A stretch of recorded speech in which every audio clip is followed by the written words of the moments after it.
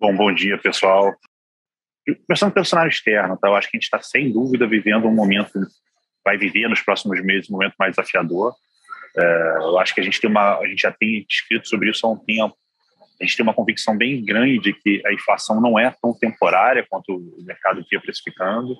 A gente vê um choque de demanda muito, muito, muito forte. A gente deve botar na carta desse mês um gráfico que eu acho que é sempre impressionante, quando você vê o consumo total de bens e serviços pelos americanos. O consumo de bens está 25% acima do que estava pré-pandemia. Então, isso na nossa cabeça, isso indica que existe sim uma demanda muito forte. De fato, existem alguns problemas de oferta, mas existe uma demanda muito forte. E quando você olha no mundo, a inflação está mais duradoura em vários lugares, a gente está tendo surpresas recorrentes. Os bancos centrais emergentes começaram a subir os juros, agora estão sendo acompanhados pelos países envolvidos, assim, vários países envolvidos que eram impensáveis discutir a alta de juros, como Inglaterra, Coreia do Sul, Nova Zelândia, etc., já estão começando a se movimentar. A Inglaterra, por exemplo, deve subir juros até o final do ano, outros países envolvidos também.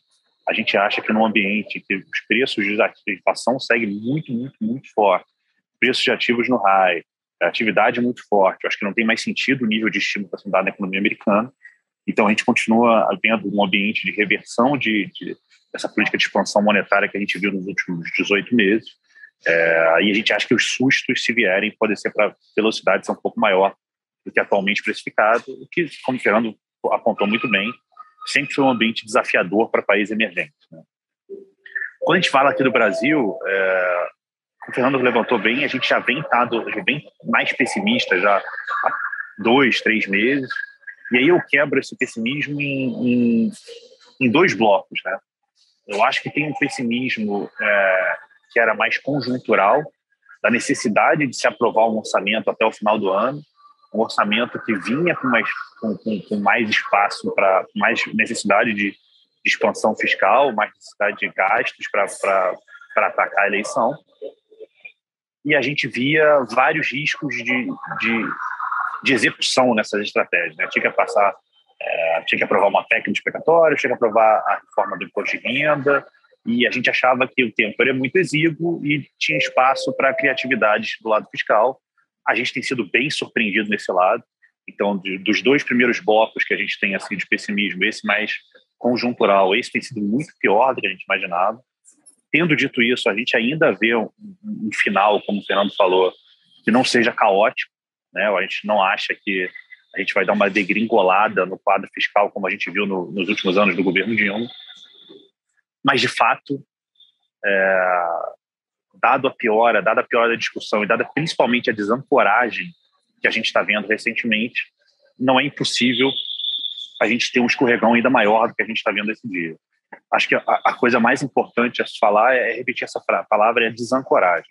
A gente está vendo uma desancorada muito grande no discurso. Acho que as pessoas perderam quase que o respeito com o orçamento. Se discute muita coisa ao mesmo tempo. Nenhum de nós aqui, hipótese nenhuma, é crítico de expandir um programa de apoio à população. A gente tem reforçado que os mais pobres sofrem muito com esse aumento da inflação. A gente já botou numa carta, acho que do mês passado, quando a gente olha a relação entre salário mínimo e cesta básica, em 2 anos, a população mais pobre perdeu quase 1/3 do poder de compra. Isso é muito desorganizador na economia. Então, a gente acha, sim, é necessário um programa. O que nós criticamos é o tamanho e, principalmente, a forma como é financiado. Acho que se botou no mesmo bar vários outros gastos. Então, a gente está vendo, na nossa cabeça, um total desrespeito com a confecção do orçamento. E a gente acha que se isso não terminar logo e não terminar bem, a gente vai ver coisas piorando ainda. Então, pensando nesse primeiro bloco de pessimismo, esse é o mais conjuntural, é passar esse orçamento no curto prazo. O mais estrutural, e aí ele fala também com esse primeiro bloco, que é uma piora do quadro fiscal, uma piora que leva uma reverberação maior da deterioração de expectativas, piora no quadro inflacionário, o Banco Central que tem que ser mais atuante ainda do que a gente já havia vindo no passado. Tudo isso fala com um quadro mais estrutural de médio e longo prazo, de crescimento bem mais baixo, realmente mais baixo. Como o Fernando frisou muito bem, a gente vem vendo uma discussão já para o ano que vem de PIB em torno de zero, um pouco acima, um pouco abaixo.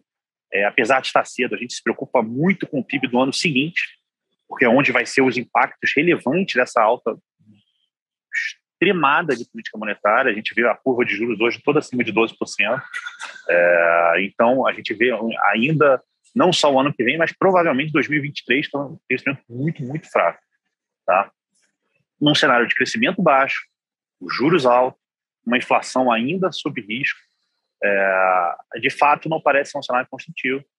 A gente está bem preocupado nesse ambiente. Falando em termos de posição, quem acompanha o fundo sabe que a gente vem mantendo uma posição mais pessimista com o Brasil há algum tempo. A gente fez alguns ajustes nessa posição, então a nossa posição tomada em juros no Brasil, a gente veio zerando na última semana, nos últimos 10 dias. A gente acha que é possível que os juros vá ainda mais do que está agora, mas de fato já tem muita coisa especificada na curva. Acho que daqui para frente é mais uma função da desancoragem das expectativas. A gente vem mantendo uma posição vendida em bolsa, a gente já vem falando sobre isso já há mais de 2 meses. A gente acha que nesse ambiente de juros muito elevados, de crescimento muito fraco, a bolsa ainda não parece estar precificada toda essa deterioração. Tá? De fato, a gente reconhece que quando a gente fala de bolsa, a gente está falando do índice, mas que dentro da bolsa várias empresas já tiveram quedas de 40%, 50%, principalmente empresas mais ligadas ao cenário doméstico. Então, a gente aproveitou essa queda e vem diminuindo as exposições, mas mantendo ainda um core vendido. A gente acha que ainda vê um cenário de deterioração dos ativos locais. O que a gente voltou a fazer mais recentemente foi voltamos a ter uma posição comprada em dólar contra real.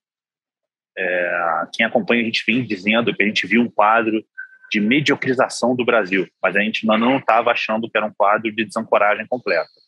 Então, ainda que a gente esteja como nosso principal cenário, esse cenário de um país mais medíocre, né, com crescimento fraco, juros altos, etc., a gente vê um risco de escape maior. Então, nesse momento, a gente quer ter uma parte do fundo dolarizado, a gente acha que os riscos de você ter um escorregão maior e caminhar para um cenário mais nefasto cresceram, ainda não é nosso principal cenário, mas de fato cresceram. Então, a gente voltou a ter uma posição comprada em dólar. Então, resumindo, assim, os grandes posicionamentos do fundo, a gente ganhou dinheiro nas nossas posições tomadas em juros. A gente tinha posição tomada em juros nos Estados Unidos, no Chile, no Brasil. A gente gerou a posição tomada no Chile, zerou a posição tomada no Brasil e diminuiu a posição tomada em juros nos Estados Unidos. A gente ainda mantém uma posição tomada em juros tanto de 10 anos quanto juros intermediários. A gente está tomado no forward de 6 meses do segundo semestre de 2023, que a gente acreditava que já tinha muito pouco no preço, com uma alta de 50 bases no último mês. A gente também diminuiu um pouco essa posição, mas mantém a posição tomada de juros nos Estados Unidos. A gente mantém a posição vendida em bolsa no Brasil.